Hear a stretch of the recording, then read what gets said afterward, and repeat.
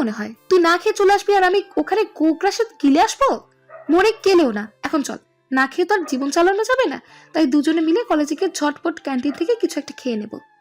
বলেই দুজনে একটা খালি রিক্সা ডেকে চেপে বসলো এবং সোজা আনন্দমোহন কলেজে চলে আসলো। তারপর দুজনে মিলে ক্যান্টিনে গিয়ে হালকা কিছু খাবার খেয়ে পেট পুজো করে নিল।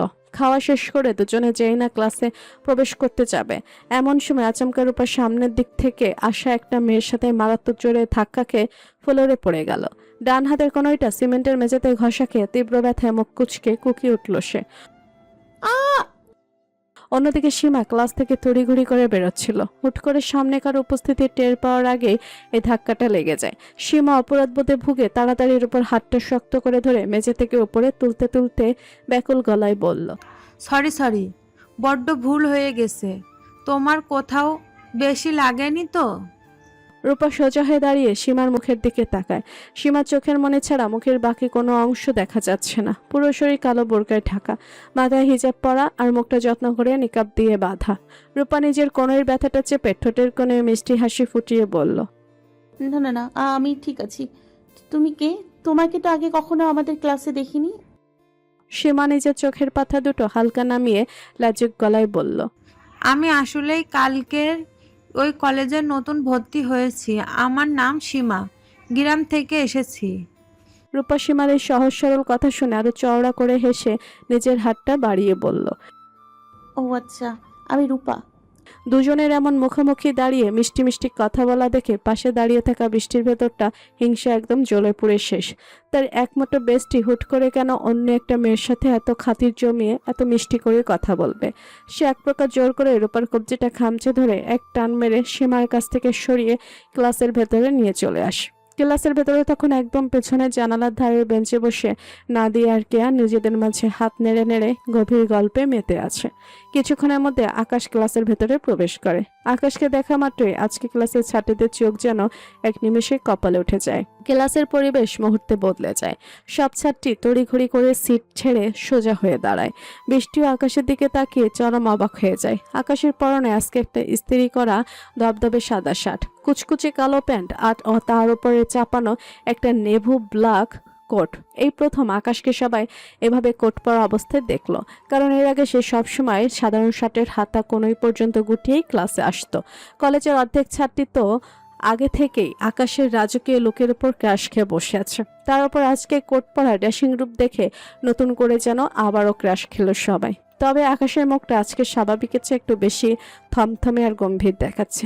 সে গটগট পায়ে ক্লাসের মাঝখানে সে গম্ভীর গলায় সকল ছাত্রছাত্রীদের বসার জন্য ইশারা করলো। বসার পর সে এক পলক বৃষ্টির দিকে তাকালো। বৃষ্টির অবাক হওয়া চোখ জোড়া দেখে মনে মনে কি যেন ভেবে ঠোঁটের কোণে একটা বাঁকা রহস্যময় হাসি ফুটিয়ে তুলল। তারপর সেই হাসি মুছে সোজা নিজের লেকচারে মনোযোগ দিল। আজকে যেন ক্লাসটা খুব দ্রুত শেষ হয়ে গেল। ক্লাসের একদম শেষ দিকে সে আকাশ টেবিলের উপর দুহাত রেখে সকল ছাত্রছাত্রীদের উদ্দেশ্যে চড়া গলায় বলল, শোনো, আজকে আমি তোমাদের কিছু অন্যরকম মজার টাইপের প্রশ্ন করব।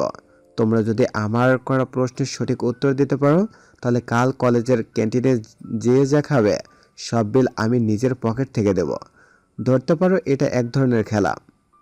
আকাশের মুখ থেকে এই কথা শোনা মাত্রে ক্লাসের সবার চোখ যেন চড়ক গাছ। এই গম্ভীর রাশভারী স্যার আবার তাদের সাথে এমন মজার খেলা খেলবে, এটাও আজ নিজেদের কানে বিশ্বাস করতে হচ্ছে।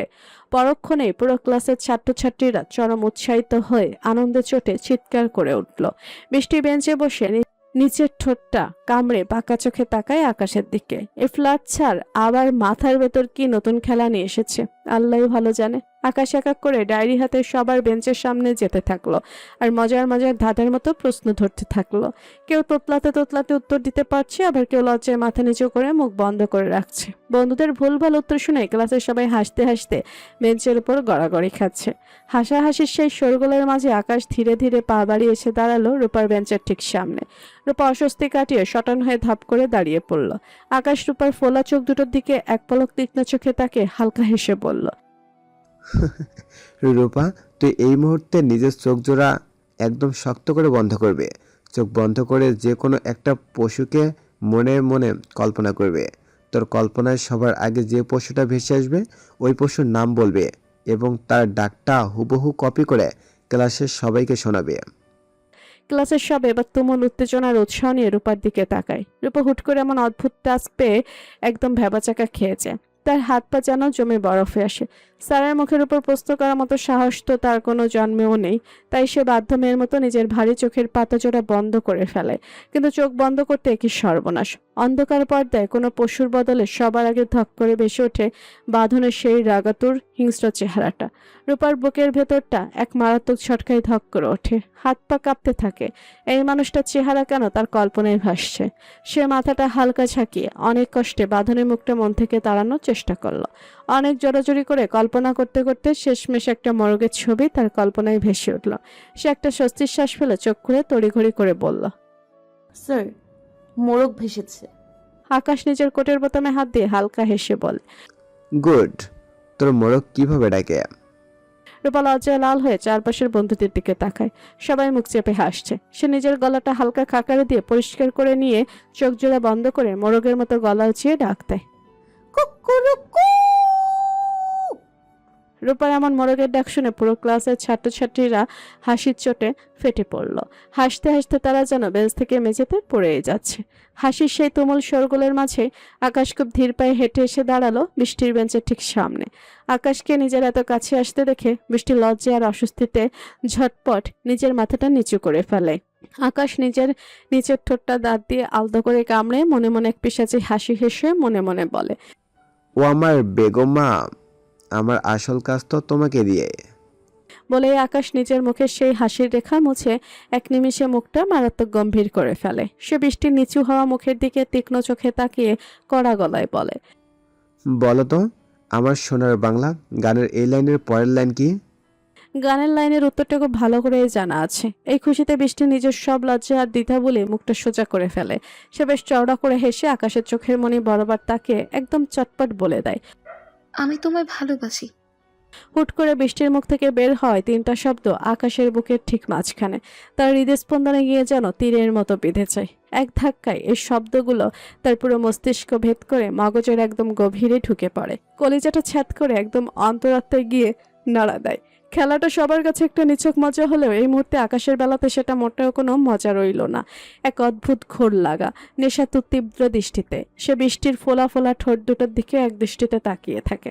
তার মুখে চলটা আলগা হয়ে আসে। স্যার আর বৃষ্টির এই কাণ্ড দেখে ক্লাসের বাকি সব ছাত্রছাত্রীরা হাসতে হাসতে নিজেদের টেবিল চাপড়ে চিৎকার করে বলতে থাকে, এ কি মজা!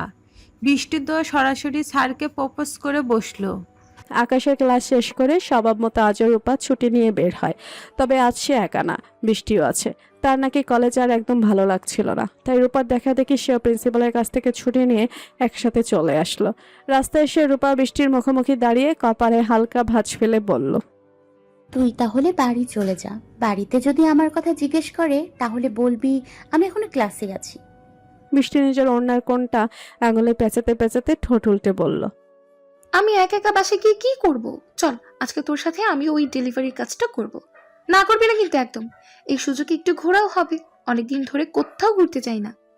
রূপা তাকে বারণ করার মতো কোনো জোর পেল না, মৃদু হেসে মাথা নাড়ালো। অতঃপর দুজন একটা ফাঁকা রিক্সা ডেকে চেপে বসলো এবং সরাসরি কেকের দোকানের সামনে চলে আসলো। দোকানের ভিতরে তখন ক্যাশ কাউন্টারে আনসার শেখ গম্ভীর মুখে বসেছিলেন। বৃষ্টি আর রূপা দুজনে একসাথে ভেতরে এসে তাকে নিচু গলায় সালাম দিল। আসসালামু আলাইকুম আঙ্কেল। আনসার শেখ চশমার উপর দিয়ে তাকিয়ে নরম হেসে সালামের উত্তর নিলেন। ওয়ালাইকুম আসসালাম, এসেছো? আমি তোমার অপেক্ষায় ছিলাম মা। রূপা নিজের কাঁধের ব্যাগটা ঠিক করতে করতে বলল, আমি ভেতরে গিয়ে রেডি হয়ে আসছি আঙ্কেল। আপনি ততক্ষণ কেকগুলো একটু প্যাক করার ব্যবস্থা করেন। বলেই রূপা যেই না ভেতরের ঘরের দিকে পা বাড়াতে যাবে ঠিক তখনই পেছন থেকে আনসার শেখ গলা উঁচিয়ে ডাক দিলেন, আচ্ছা, তুমি জানি কত টাকা চেয়েছিলে অগ্রিম হিসেবে? তাৎক্ষণিকভাবে রূপার পা দুটো মেঝের উপর থমকে যায়। বুকের ভেতরটা যেন এক পলকের জন্য কেঁপে ওঠে। অতঃপর সে খুব ধীরে ঘাড় ঘুরিয়ে আনসার শেখের দিকে তাকিয়ে কাপা গলায় জবাব দেয়, 1,10,000 টাকা। কাউন্টারের ড্রয়ার থেকে একটা ভারী খাম বের করে আনসার শেখ রূপার খানিকটা কাছে এগিয়ে আসেন। নিজের গম্ভীর মুখে এক চিলতে ভরসার হাসি ফুটিয়ে রূপার কাঁপতে থাকা হাতের ওপর সাদা খামের প্যাকেটটা তুলে দিয়ে বলেন, এতদিন তোমার সততা আর কাজের প্রতি একাগ্রতা দেখে আমি খুব ভালো করেই বুঝেছি যে তুমি কাজে ফাঁকি দেওয়ার মতো মেয়ে নাও, তাই তোমার উপর আমার পুরো বিশ্বাস হয়েছে। নাও, এই খামের মধ্যে পুরো 1,10,000 টাকা আছে। রূপার মনে হলো সে যেন আকাশের চাঁদ হাতে পেয়ে গেল। তার চোখের মনি দুটো খুশিতে চকচক করে ওঠে। গলার আওয়াজটা আটকে গিয়ে তোতলাতে তোতলাতে বলে, সত্যি বলছেন আঙ্কেল? আনসার শেখ ড্রয়ারটা আটকে মৃদু হেসে বলেন, হ্যাঁ, আর আজকে থেকে তোমার এই কড়া রোদের মধ্যে হেঁটে হেঁটে বা রিক্সা দিয়ে ডেলিভারি কাজ করতে হবে না। বাইরে একটা স্কুটি রেখেছি, এখন থেকে ওইটা দিয়েই তুমি কেক ডেলিভারি কাজে যাতায়াত করবে। কথাটা শোনা মাত্রই রূপা নিজের মাথাটা নিচু করে ফেলে। তার ফর্সা কপাল একরাশ চিন্তায় ভাঁজ পড়ে। সে আমতা আমতা করে নিচু গলায় জবাব দেয়, কিন্তু আমি তো স্কুটার চালাতে জানি না আঙ্কেল, আর ওটাই চড়তেও আমার ভয় লাগে। রূপার এই দ্বিধা দেখে দ্রুত গতিতে এগিয়ে আসে বৃষ্টি। সে রূপার কাঁধের উপর নিজের হাত দিয়ে ভর রেখে বেশ চওড়া একটা হাসি দিয়ে দাঁড়িয়ে বলে, নো টেনশন, আমি তো পারি, একদম পানির মতো শিখিয়ে দেবো তোকে। রূপা নিচের ঠোঁটটা হালকা কামড়ে ধরে বৃষ্টির দিকে তাকিয়ে অন্যটা খামচে ধরে বলে। কিন্তু আমার ভীষণ ভয় লাগে রে। রূপা বৃষ্টির দুগালে মৃদু টোকা দিয়ে আশ্বস্ত করার সুরে বলল, আমি আছি তো সাথে, একবার হ্যান্ডেল ধরে শিখে গেলে আর একটু ভয় পাবি না। দুজনের এই কাণ্ড দেখে আনসার শেখ চশমাটা নাকের উপর ঠিক করে গম্ভীর মুখে বলেন, আজকে তোমাদের ছুটি, কোনো কাজ করতে হবে না। আজ নতুন কোনো কেকের অর্ডার নেই। আজকের দিনে আর কোনো কাজ নেই শুনে বৃষ্টি তো খুশিতে প্রায় নেচেই ওঠে। সে দুহাত নেড়ে আহ্লাদি গলায় বলল, তাহলে তো খুবই ভালো, অনেক মজা হবে আজকে, আমরা অনেক ঘুরবো। আঙ্কেল, আপনি যদি কিছু মনে না করেন তাহলে স্কুটারটা কি আমরা আজকে একটু নিতে পারি? কথা দিচ্ছি সময় মতো একদম ঠিকঠাক ফিরিয়ে দিয়ে যাব। আনসার শেখ আর কোনো কথা বাড়িয়ে সময় নষ্ট করলেন না। তিনি চুপচাপ কাউন্টারের ভেতরে ড্রয়ার থেকে স্কুটারের চাবিটা বের করে এনে বৃষ্টিকে বাড়িয়ে দেওয়া হাতের তালুর উপর রেখে মুচকি হেসে বলেন, এই নাও চাবি, যতক্ষণ ইচ্ছে ঘুরতে পারো তোমরা, সাবধানে চালিও। বৃষ্টি খুশিতে চাবিটা নিয়ে হাসতে হাসতে রূপার হাত টেনে ধরে দোকানের বাইরে চলে আসে। সে ডানে বামে আশেপাশে তাকিয়ে স্কুটারটা খুঁজতে থাকে। দোকানের ঠিক একটুখানি সামনেই একটা চকচকে স্কুটার পার্ক করা দেখে বৃষ্টি এক ছুটে সেটার কাছে চলে যায়। স্কুটার স্টার্ট না দিয়ে ঠেলে রূপার সামনে এনে বেশ জাঁকজমক গলায় বলে, ওঠ। রূপা নিজের দুহাত বুকের কাছে গুটিয়ে নিয়ে ভয়ে পিছিয়ে গিয়ে বলে, আমার বড্ড ভয় লাগছে রে, আমি একদম পারবো না। চল না, আমরা আজ হেঁটেই যাই। বৃষ্টি স্কুটারের হ্যান্ডেলটা শক্ত করে ধরে চোখ বড় বড় করে বলে, আরে পাগলি, কিচ্ছু হবে না, তুই শুধু সিটে ওঠ আর আমাকে পেছন থেকে একদম শক্ত করে জড়িয়ে ধরে রাখবি, তারপর দেখিস তোর ভয় লাগে কিনা।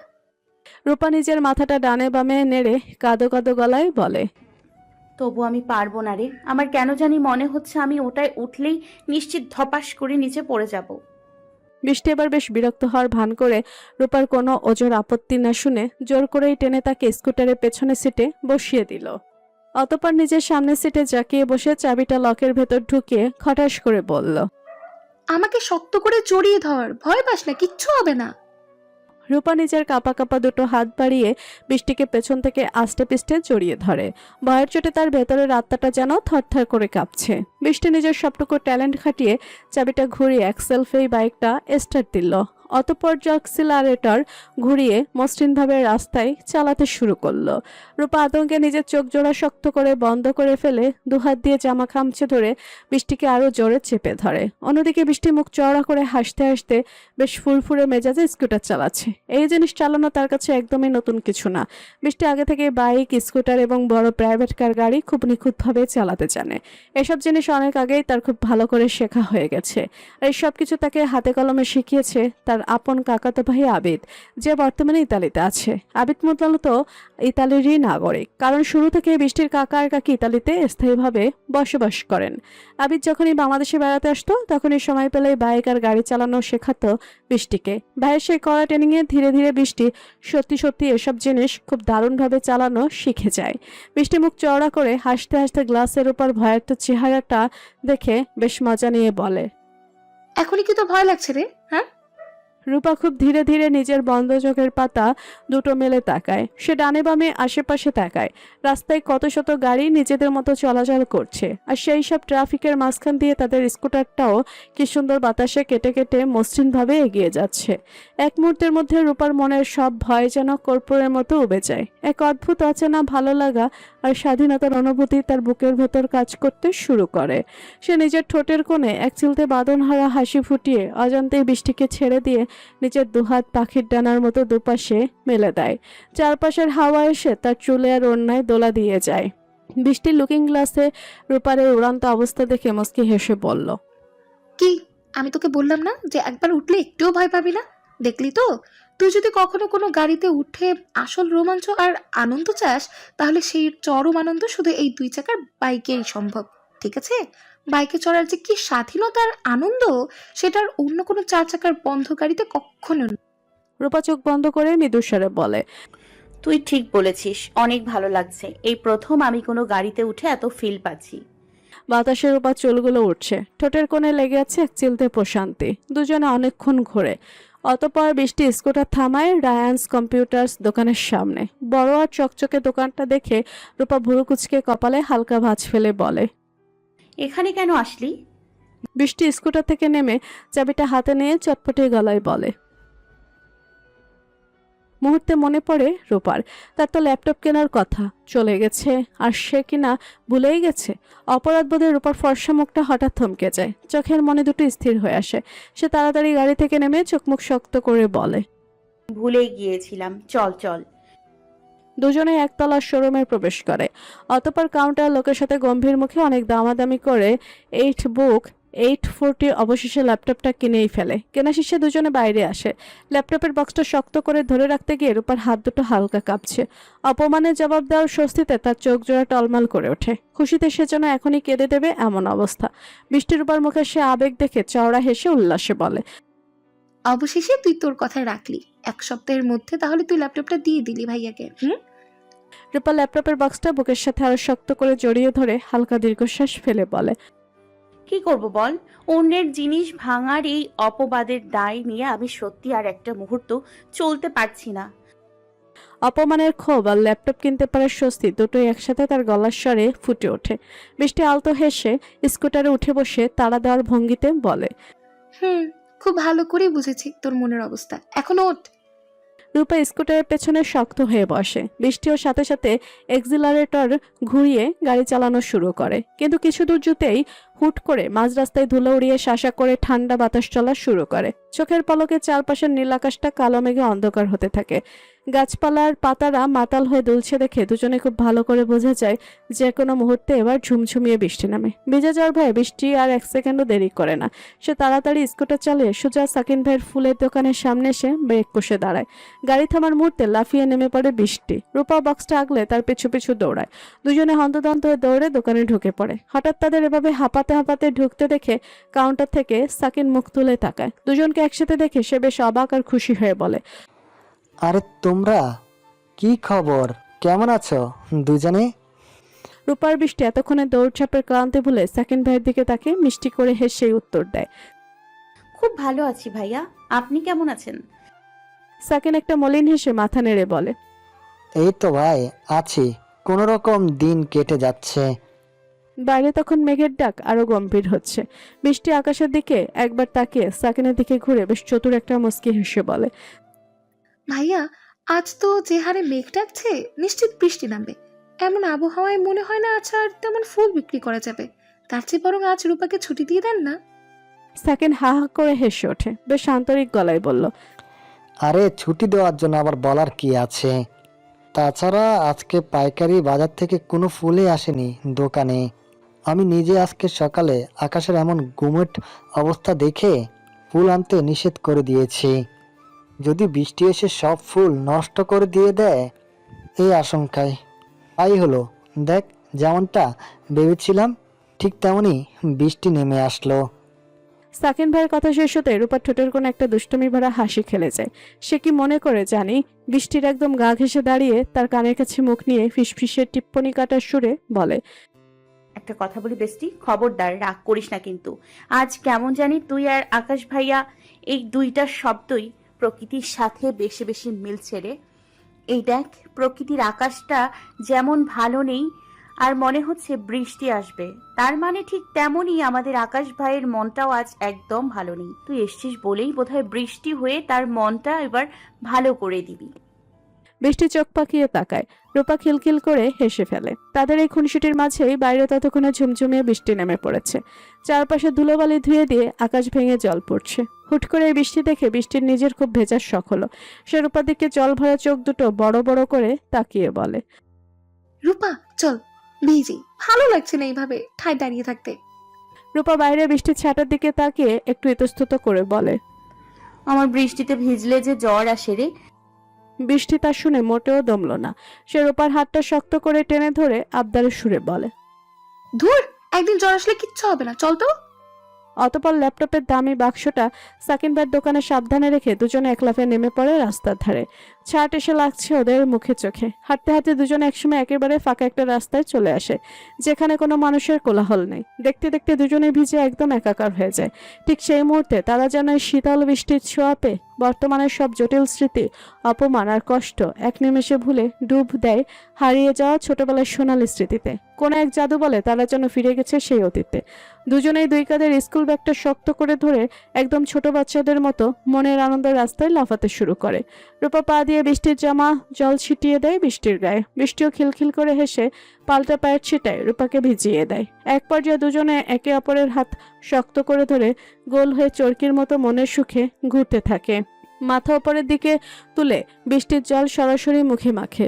সেই ঘোল লাগা মুহূর্তটুকু শেষ হতেই তারা নিজেদের কাঁধের ব্যাগটা বারবার আকাশের দিকে উঁচুতে ছুঁড়ে মেরে আবার লুফে নেয়, যেন ক্যাচধারা কোনো মহাপ্রতিযোগিতা চলছে। এক কথায় বর্তমানের সব বড়বেলার দায় দায়িত্ব ভুলে দুজনে পুরোপুরি ডুবে গেছে এক নিষ্পাপ কিশোরী জগতে। হাঁটতে হাঁটতে দুজনে হুট করে একটা তিনতলা বাসার সামনে নিচু এক লিচু গাছ দেখতে পায়। গাছের ডালে ডালে থোকায় থোকায় লাল লাল লিচু ঝুলে আসছে। বৃষ্টি চট করে আশেপাশে তাকিয়ে দেখে কোনো মানুষজন কোথাও নেই। চারদিকে শুধু ঝুমঝুমিয়ে বৃষ্টি পড়ছে। সে রূপার দিকে তাকিয়ে চোখের ইশারায় চঞ্চল গলায় বলে, ওই দেখ, লিচুগুলো কেমন রসালো হয়ে আমাদের দিকেই তাকিয়ে আছে। বৃষ্টির কথায় রূপা চট করে ঘাড় ঘুরিয়ে তাকায়। সবুজ পাতার ফাঁকে বড় বড় পাকা টকটকে লিচু দেখে রূপার জিভে জল আসার মতো অবস্থা। সে আর লোভ সামলাতে না পেরে উত্তেজিত গলায় বলে, তাহলে চলার দেরি কিসের? দুজনে মিলে পা টিপে টিপে এগিয়ে আসে। তারপর একসাথে লাফিয়ে উঠে লিচু গাছের একটা নিচু ডাল শক্ত করে ধরে ফেলে। রূপা দুহাতে ডালটা টেনে ধরে রাখে, আর বৃষ্টি ঝটপট একটার পর একটা লিচু ছিঁড়তে থাকে। রূপা ডাল ধরে রেখেই এক হাত বাড়িয়ে কয়েকটা লিচু ছিঁড়ে নেয়। ঠিক তখনই হুট করে অপর থেকে বৃষ্টির মাথার উপর একটা কলার খোসা এসে পড়ে। বৃষ্টি চরম চমকে উঠে উপরে তাকায়, দেখে সেই বাসার দোতলা জানালাটা হা হয়ে খোলা, আর জানালার ওপাশে একটা 12 বছর বয়সী ছেলে দাঁড়িয়ে অবাক চোখে নিচে তাদের একটি লিচু চুরির কাণ্ডই দেখছে। ছেলেটার সাথে চোখাচোখি হতেই বৃষ্টি লিচু খামছে এক উল্টো দৌড় মারতে মারতে চিৎকার করে বলে, সর্বনাশ রূপা, ভাগ, দেখে ফেলেছে রে। বৃষ্টির কথা শুনে রূপার কলেজা তো ভয়ে শুকিয়ে কাঠ। সে এক ঝটকায় হাতের ডাল ছেড়ে দিয়ে বৃষ্টির পেছন পেছন অন্ধের মতো দৌড় লাগায়। দুজনে এক নাগাড়ে দৌড়াতে দৌড়াতে অনেক দূরে একটা নিরাপদ জায়গায় এসে থামে। বুকটা ধরফর করছে, দুজনেই হাঁপাতে হাঁপাতে দম নিচ্ছে। রূপা হাতের লিচুর খোসা ছাড়িয়ে মুখে পুড়ে চিবোতে চিবোতে একটু চিন্তিত গলায় বলে, কপালে আজকে নিশ্চিত দুঃখ আছে বুঝছি। বৃষ্টির হাত থেকে একটা লিচু মুখে নিয়ে বেশ তাড়িয়ে তাড়িয়ে খেতে খেতে বসে বলে, রাখ তোর দুঃখ, এমন রঙিন মুহূর্ত জীবনে খুব কম সময় আসে রে। খেলাম না হয় তুই একটা বকুনি, কিন্তু আজকের দিনটা আজীবন স্মরণীয় হয়ে থাকবে। দুজনে অনেকক্ষণ ধরে বৃষ্টিতে ভেজে। অতঃপর দুপুর 3টার দিকে সাকিনের দোকান থেকে ল্যাপটপ আর স্কুটারটা নিয়ে তারা রওনা দেয়। আসার পথে আনসার শেখের দোকানে স্কুটারটা জমা দিয়ে দুজনে একটা রিক্সা নিয়ে অবশেষে বাসায় ফিরে আসে। কলিং বেল টিপতেই দরজা খোলেন রজনী রহমান। দুজনকে ওভাবে আধভেজা অবস্থায় দেখে তিনি বেশ অবাক হয়ে বুড়ুকুচকে বলেন, দুজনে এভাবে ভেজা কেন? বৃষ্টি অপরাধীর মতো মাথা নিচু করে একটু আমতামতা করে বলে, ইয়ে মানে আন্টি, আসলে অনেকদিন ধরে বৃষ্টিতে ভিজি না তো, তাই আজ একটু ইচ্ছে করেই ভিজেছি। রজনী রহমান এবার রূপার দিকে কড়া চোখে তাকিয়ে ক্ষুব্ধ স্বরে বলেন, বৃষ্টিতে ভিজেছ বুঝলাম, কিন্তু তোর বৃষ্টিতে ভিজলে যে জ্বর আসে সেটা কি জানিস না?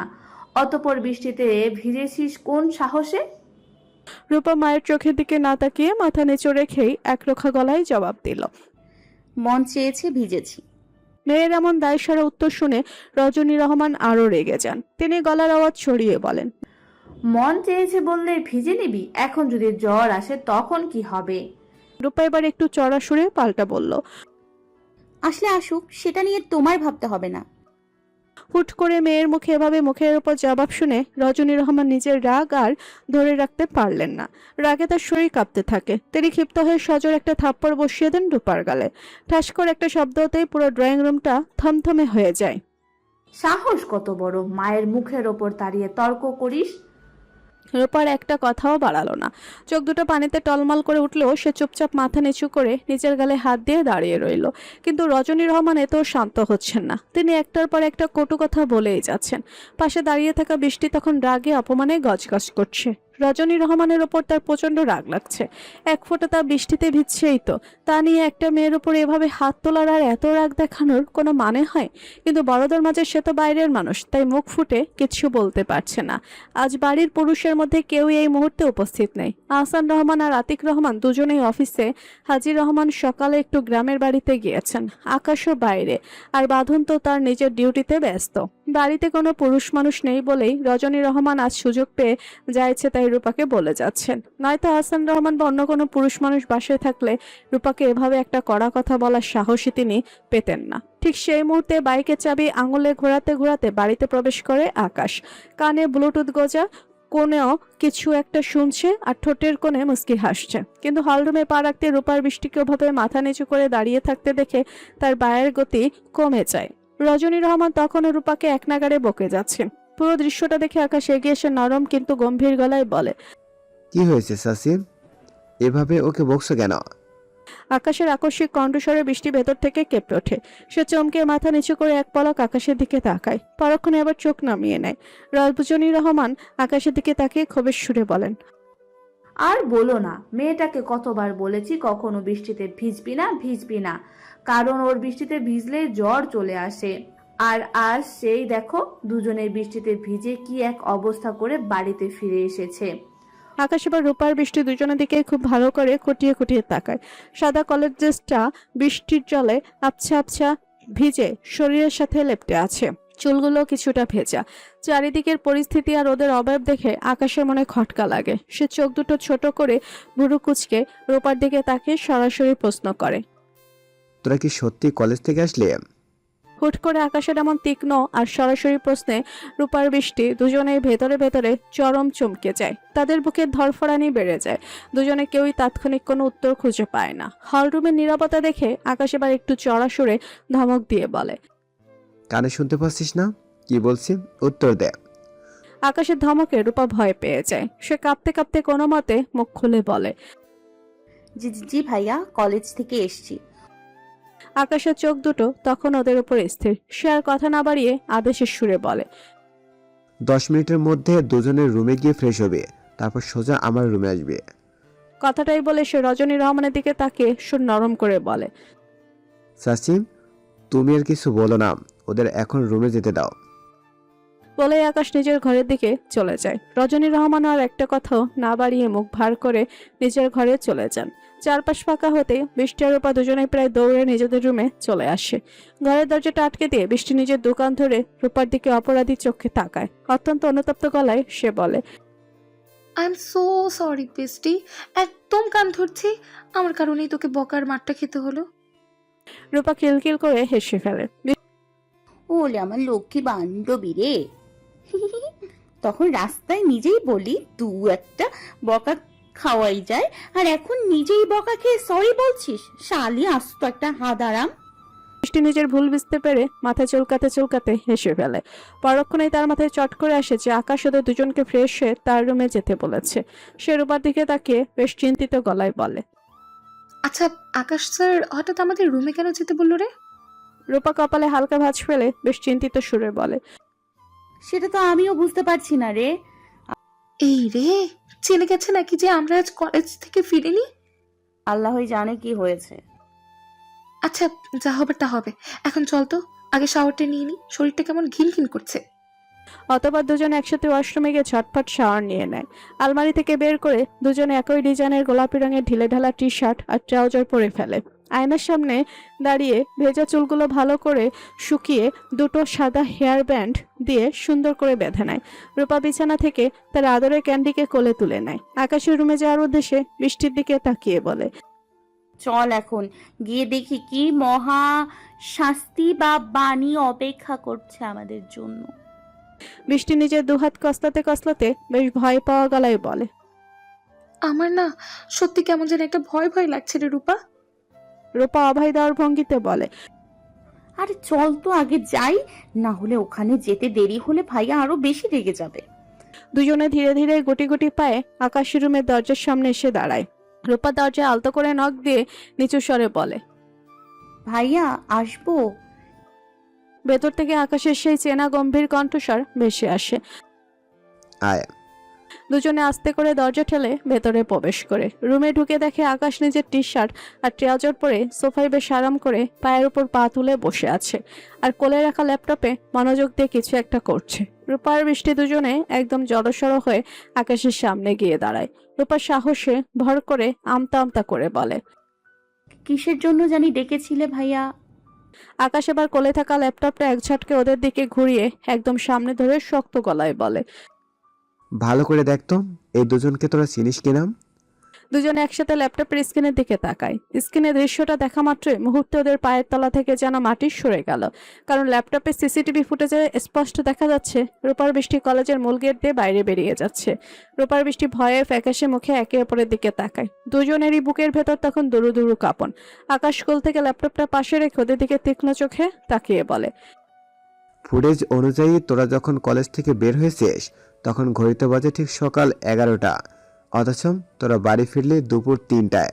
মাঝখানের এই 4টে ঘন্টা কোথায় ছিলে এতক্ষণ? কারো মুখে কোনো রা কারার সাহস নেই। দুজনেই অপরাধীর মতো মাথা নিচু করে থরথর করে কাঁপতে কাঁপতে দাঁড়িয়ে থাকে। আকাশ ওদের এই নীরবতা দেখে এবার চরম রাগী কণ্ঠে চেঁচিয়ে বলে, কি হলো? কানে শুনতে পাচ্ছিস কি বলছি? আমার এক কথা দুবার কেন বলতে হয়? আকাশের প্রচন্ড ধমকে দুজনেই ভেতর থেকে কেঁপে ওঠে, কিন্তু ভয়ে গলা শুকিয়ে কাঠ হয়ে যাওয়ায় কেউই কোনো জবাব দিতে পারে না। ওদের মুখ বন্ধ দেখে আকাশ সোফা থেকে উঠে দাঁড়ায়। সে সোফার পাশ থেকে একটা চিকন বেতের কাঠি হাতে নিয়ে সোজা ওদের সামনে এসে দাঁড়ায়। অতঃপর কোনো কিছু বোঝার আগে দুজনের পাছায় ধুমধামকা একটা শক্ত মার বসিয়ে দেয়। লাঠির চোটে দুজনের ব্যথায় টাকি মাছের মতো ছটফট করে লাফাতে থাকে। অতর্কিতে লাঠির বাড়িতে রূপার কোল থেকে ক্যান্ডিটা এক লাফে নেমে ভয়ে রুম থেকে দৌড়ে পালায়। আকাশ লাঠিটা উঁচিয়ে ধরে কড়া সুরে বলে, এখনো মুখ ফুটে সত্যিটা বলবে নাকি এভাবে অনবরত মার খেয়ে যাবে? রূপা ব্যথায় চোখ মুখ কুচকে পাছায় হাত দিয়ে লাফাতে লাফাতে কান্না জড়িত গলায় বলে ওঠে, আ থামো ভাইয়া প্লিজ, আর মেরো না, সব বলছি। আকাশ হাতের লাঠিটা নামিয়ে একটু থমকে যায়। চোখ দুটো সরু করে কড়া গলায় বলে, বল কোথায় ছিলে? বৃষ্টি তখন ব্যথায় পাছা ডলতে ডলতে চোখ মুখ কুচকে নিজের মুঠো করা হাতের তালুটা মেলে ধরে। তার হাতের তালু থেকে দুটো লাল টকটকে পাকা লিচু বের করে এনে একদম আকাশের চোখের সামনে মেলে ধরে। নিজের সব ভয় আর কান্না একপাশে ঠেলে কিঞ্চিত কাঁদো কাঁদো দুষ্টমি ভরা গলায় বলে, লিচু চুরি করতে গিয়েছিলাম স্যার, আপনার জন্য এই দুটো অনেক কষ্ট করে লুকিয়ে রেখেছি, খাবেন স্যার? আকাশ বৃষ্টির হাতের তালুতে ওই দুটো পাকা লিচু দেখে চরম তাজ্জব বনে যায়। সে তীব্র বিস্ময়ে ভুরু কুচকে কর্কশ গলায় বলে, হোয়াট? বৃষ্টি নিজের জায়গায় দাঁড়িয়ে হাতটা আরেকটু এগিয়ে দিয়ে বেশ মাসুম গলায় বলে, হ্যাঁ স্যার, এই দুটো স্পেশাল আপনার জন্য এনেছি, খাবেন? আকাশের কপালে রাগের আর বিরক্তির ভাঁজ আর স্পষ্ট হয়ে ওঠে। সে লাঠিটা এক হাতে শক্ত করে ধরে ঝাঁঝালো গলায় বলে, এই মেয়ে, তোমার কি মনে হয় আমি তোমার চুরির লিচু খাবো? বৃষ্টি ঠোঁট উল্টে হাতটা নামিয়ে নিতে নিতে বেশ সহজ সুরে বলে, আচ্ছা না খেলে নাই স্যার। আকাশ এবার নিজের রাগটা সামলাতে না পেরে হুঙ্কার দিয়ে বলে, আমার সাথে ফাজলামি করলে পিঠে আবার লাঠি বাড়ি বসাবো। একদম সোজাসাপটা বলো, এতক্ষণ কোথায় ছিলে তোমরা? বৃষ্টি এবার আর কোনো লুকোচাপা না করে একদম শটাং সোজা হয়ে দাঁড়িয়ে এক নাগাড়ে বলে যায়, কলেজ থেকে বের হয়ে আমরা রাস্তায় ঘুরেছি, মনের সুখে বৃষ্টিতে ভিজেছি, আর ওই 3তলা বাসার নিচু গাছটা থেকে লিচু চুরি করেছি, ব্যাস, বেশি কিছু না স্যার। আসলে আজ কলেজে একদম ভালো লাগছিল না, তাই দুজন মিলে একটু বাইরে ঘোরার প্ল্যান করেছিলাম। এবার একদম সত্যি বলছি স্যার, আর একটাও মিথ্যে বলছি না। আকাশ বৃষ্টির কথাগুলো শুনে কিছুক্ষণ চুপ করে থেকে রূপার দিকে তাকায়। তার চোখের মনি দুটো ছোট করে বেশ কড়া গলায় জিজ্ঞেস করে। বৃষ্টি যা বলছে সব কি সত্যি? রূপা ভয়ে ভয়ে আর কোনো কথা না বাড়িয়ে কেবল অপরাধীর মতো হ্যাঁ সূচক মাথা নাড়ায়। আকাশ ওদের দুজনের অবস্থা দেখে একটা গভীর দীর্ঘশ্বাস ফেলে লাঠিটা একপাশে রেখে দেয়। চরম হুঁশিয়ারি দিয়ে বলে, আজকে তোদের প্রথমবার দেখেছি বলে আর কিছু বললাম না, কিন্তু আরেকদিন যদি কোনোভাবে জানতে পারে তোরা কলেজ ফাঁকি দিয়েছিস, সেদিন পিঠের চামড়া একটাও আস্ত রাখবো না, বলে দিলাম। এখন দূর হ তোরা এখান থেকে।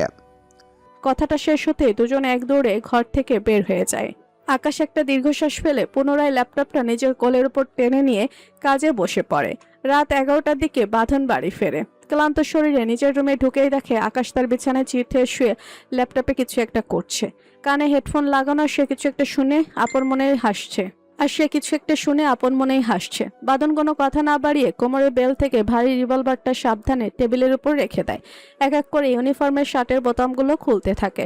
কাপড়ের খসখস আর বেল্টের শব্দ পেয়ে আকাশ চোখ মেলে তাকায়। বাঁধনকে দেখে সে কান থেকে হেডফোনটা নামিয়ে বিছানায় সোজা হয়ে বসে বলে, এসেছিস? তোর জন্য এতক্ষণ অপেক্ষা করছিলাম। বাঁধন গায়ের ইউনিফর্মটা খুলে হ্যাঙ্গারে ঝুলিয়ে রাখতে রাখতে হাতের ঘড়িটা খোলে। ঘড়ির বেলটা আলগা করতে করতে বেশ নিরাসক্ত গলায় জবাব দেয়। ওয়াই? আকাশ ল্যাপটপটা একপাশে সরিয়ে রেখে বলে, তেমন কিছু না রে, চল দুজনে মিলে কিছুক্ষণ গেম খেলি। বাঁধন আলমারি থেকে তোয়ালেটা টেনে নিয়ে বলে। তুই বস, আমি ফ্রেশ হয়ে আসছি। বলে এসে তোয়ালেটা কাঁধে ফেলে সোজা ওয়াশরুমে ঢুকে গেল। ঝর্ণার শাওয়ারটা ছেড়ে দিয়ে ঠান্ডা জলের নিচে চোখ বন্ধ করে দাঁড়িয়ে থাকে বাঁধন। এই মুহূর্তে তার মাথায় হাজারো জটিল চিন্তা এসে ভিড় করছে। কেসটার কোনো কুলকিনারা হচ্ছে না। মারুফ হোসেন লকআপে থেকেও কোনোভাবেই রূপার আসল পরিচয় দিচ্ছে না। প্রতিবারই শুধু এক কথা, সে তাকে চেনে না। আবার ওদিকে সেদিন রাতের রহস্যময় মেয়েটা আসলে কে, তাও সে কোনোভাবে বের করতে পারছে না। একের পর এক অমীমাংসিত প্রশ্নের হাজারো চিন্তা তাকে যেন ভেতর থেকে গ্রাস করছে। টানা 30 মিনিট শাওয়ারের নিচে দাঁড়িয়ে শরীরটা ঠান্ডা করে সে বাইরে বের হয়। আলমারি থেকে একটা সাধারণ সাদা রঙের টি শার্ট আর কালো ট্রাউজার পরে সে সোফায় এসে ক্লান্ত ভঙ্গিতে বসে পড়ে। বাঁধনের মুখের গম্ভীর অবয়ব দেখে আকাশ জিজ্ঞেস করে, কিরে, খুব টেনশন? বাঁধন সোফার পেছনে মাথা টেলিয়ে দিয়ে চোখ বুজে বলে, না। তাহলে ওরকম মুখ করে আসিস কেন? এমনি। দুজনের সংক্ষিপ্ত কথার মাঝে হুট করে বাঁধনের ঘরের দরজায় হালকা দুটো নক পড়ে। ওপাশ থেকে রূপার অতি পরিচিত নিচু কণ্ঠস্বর ভেসে আসে, আসবো? রূপার গলার আওয়াজ শুনতে বাঁধনের কপালে এক তীব্র কুঞ্চন রেখা ভেসে ওঠে। মেয়েটা এত রাতে তার রুমে আসতে চাইছে, এটা তো ভাবাই যায় না। যেখানে সামান্য দু একটা ধমক দিলে মেয়েটা ভয় একদম কুকড়ে যায়, সেখানে সে আজ নিজে থেকে তার রুমে আসার সাহস দেখাচ্ছে। বাঁধন চোখের পলক স্থির করে ঘরের দরজার দিকে তাকিয়ে বেশ রাশভারী গলায় বলে, আয়। রূপা অত্যন্ত ধীর পায়ে মাথা নিচু করে রুমে প্রবেশ করে। তার দুই হাতের ওপর শক্ত করে ধরা ল্যাপটপের সেই নতুন বাক্সটা। দরজার একদম কিনারা ঘেঁষে চুপচাপ দাঁড়িয়ে থাকে বৃষ্টি। বাঁধনের রুমে ঢোকার মতো পর্যাপ্ত সাহস সে নিজের ভেতর গুছিয়ে উঠতে পারছে না, তাই কোনো মতে দরজার চৌকাঠে শরীরটা আড়াল করে দাঁড়িয়ে রইল। রূপা গুটি গুটি পায়ে এগিয়ে এসে সরাসরি বাঁধনের সামনে মাথা নিচু করে দাঁড়ায়। হুট করে ওকে দেখে পাশ থেকে আকাশ বেশ নরম সুরে জিজ্ঞেস করে, কিছু বলবি রূপা? রূপা থমথমে মুখে আকাশের দিকে না থেকে শুধু আলতো করে হ্যাঁসূচক বাধা নাড়ায়। বাঁধন তখন সোফায় হেলান দিয়ে বসে আছে। সে নিজের দুহাত ট্রাউজারের পকেটে ঢুকিয়ে সোজা রূপার চোখের দিকে তাকিয়ে একদম সরাসরি আর কড়া গলায় বলে, বল। রূপা নিজের ভেতরের সবটুকু জড়তা আর কান্না চেপে ধরে হাতের ল্যাপটপের বাক্সটা বাঁধনের একদম সামনে উঁচিয়ে ধরে কাঁপা কাঁপা অথচ স্পষ্ট গলায় বলে, এই নিন আপনার ল্যাপটপ। আপনার ল্যাপটপ ভেঙে ফেলার জন্য আমি সত্যিই দুঃখিত। আমি কারো জিনিস নষ্ট করার দায় নিজের উপর রেখে বাঁচতে পারি না, তাই আপনার জন্য নতুন ল্যাপটপ কিনে এনেছি।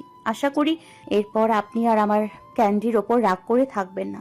আর হ্যাঁ, আপনি তো আমাকে সবসময় একটা আপদেই মনে করেছেন। আপনার বাবার ভালোবাসা থেকে আপনাকে বঞ্চিত করার জন্য হয়তো আমিই দায়ী।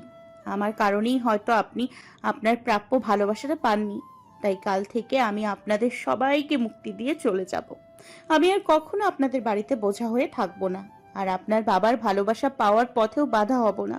আমি শুধু দোয়া করব আমি চলে যাওয়ার পর যেন আপনি আপনার হারানো সব কিছু ফিরে পান, আপনার জীবনের সব অপূর্ণতা পূর্ণ হয়ে যায়। আর সবচেয়ে বেশি দোয়া করব আপনি যেন সব সময় ভালো থাকেন। বাঁধন রূপার হাত থেকে ল্যাপটপের বাক্সটা এক ঝটকায় ছিনিয়ে নেয়।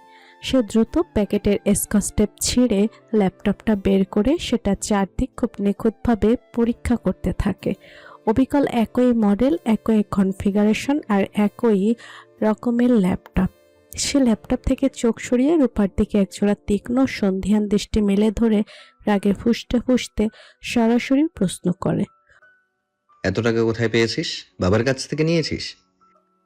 হুট করে বাঁধনের এমন আকস্মিক প্রশ্নে রূপার পুরো শরীরটা কেঁপে ওঠে। সে কি বলবে ভেবে পায় না। পাশ থেকে আকাশ বাঁধনের হাত থেকে ল্যাপটপটা নিজের হাতে নিয়ে উল্টে পাল্টে দেখে। রূপার দিকে তাকিয়ে সেও বেশ অবাক হয়ে বলে, ল্যাপটপ কিনে দিলি মানে? তুই এই ল্যাপটপ কোথায় পেলি রূপা? রূপা নিজের কান্না চেপে কাঁপা কাঁপা গলায় আকাশের দিকে তাকিয়ে বলে, ভাইয়ার ল্যাপটপটা ক্যান্ডি ভেঙে ফেলেছিল, তাই এই ল্যাপটপটা আমি কিনে ফেরত দিয়েছি। বাঁধন এবার সোফায় বসে থাকা ধৈর্য হারিয়ে ফেলে। সে চড়া সুরে ধমক দিয়ে বলে, বেশি কথা না বাড়িয়ে সোজা সাপটা বল, টাকা কোথায় পেয়েছিস? রূপা এবার একটু জেদের বসে কাঁপা গলায় বলে, ভাইয়া টাকা আমি কোথায় পেলাম সেটা তো বড় কথা নয়, আপনার ল্যাপটপ ভেঙে গিয়েছিল সেই হিসেবে আমি সেটা নতুন করে ফেরত দিয়েছি। টাকা আমি কোথা থেকে জোগাড় করলাম তা না জানলেও চলবে আপনার। রূপার এমন মুখে মুখে উত্তর শুনে সহসা সোফা ছেড়ে দৃঢ় ভঙ্গিতে উঠে দাঁড়ায় বাঁধন। সে ক্ষিপ্ত হয়ে রূপার একটা হাত ধরে সজোরে এক ঝটকায় তাকে দেয়ালের সাথে চেপে ধরে। পিঠে শক্ত দেয়ালের আঘাত লাগায় ব্যথায় কোকিয়ে ওঠে রূপা। বাঁধন এক হাতে রূপার থুতনি আর দোগাল শক্ত করে চেপে ধরে দাঁতে দাঁত চেপে প্রচন্ড রাগে হিসিসি ওঠে। I am asking you for the last time, তোকে আমি শেষবারের মতো জিজ্ঞেস করছি, টাকা কোথায় পেয়েছিস? বাবার কাছ থেকে নিয়েছিস? গাল দুটো শক্ত করে চেপে ধরায় রূপার যেন দম বন্ধ হয়ে আসার উপক্রম হয়। খুব কাছ থেকে বাঁধনের শরীরে তীব্র পুরুষালী সুবাস আর রাগে মেশানো গরম নিঃশ্বাস রূপার নাকে এসে লাগে। সেই চেনা ঘ্রাণে কেমন জানি তার শরীরটা অবশ হয়ে আসতে থাকে। সে কোনো রকমে নিজের ঠোঁট দুটো ফাঁক করে ক্ষীণ স্বরে বলে, ছাড়ুন প্লিজ, ছাড়ুন আমাকে।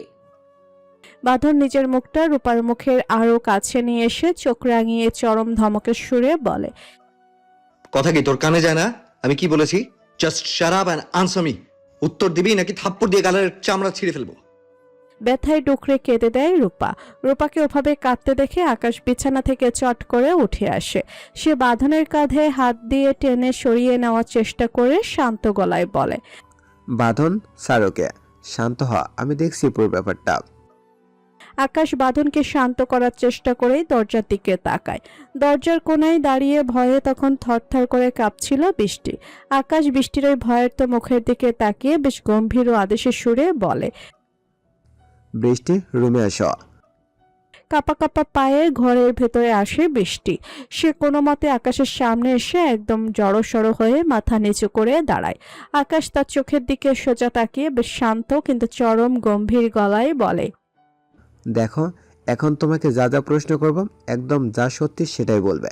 কোনো রকম লুকোছাপা বা মিথ্যা কিন্তু একদম বলবে না, ক্লিয়ার?